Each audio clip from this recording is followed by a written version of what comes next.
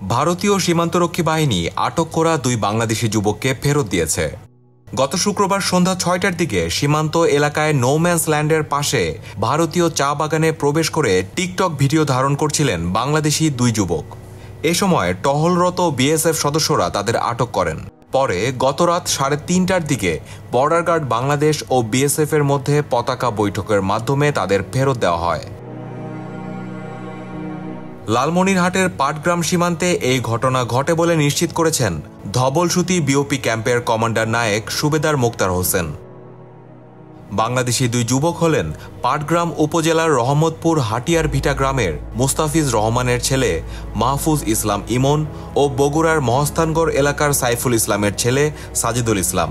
তারা সম্পর্কে মামা ভাগ্নে। আটকের বিষয়টি স্থানীয়রা বিজিবি সদস্যদের জানালে বিজিবি সদস্যরা বিএসএফ ক্যাম্পের সঙ্গে যোগাযোগ করে ঘটনার সত্যতা পান। পরে এ বিষয়ে বিজেপি রংপুর সেক্টর কমান্ডার ও বিএসএফ জলপাইগুড়ি সেক্টর কমান্ডারের সঙ্গে যোগাযোগ করলে আটক 2 বাংলাদেশি যুবককে পতাকা বৈঠকের মাধ্যমে ছেড়ে দেয় বিএসএফ। পরে তাদের পরিবারের কাছে হস্তান্তর করা হয়।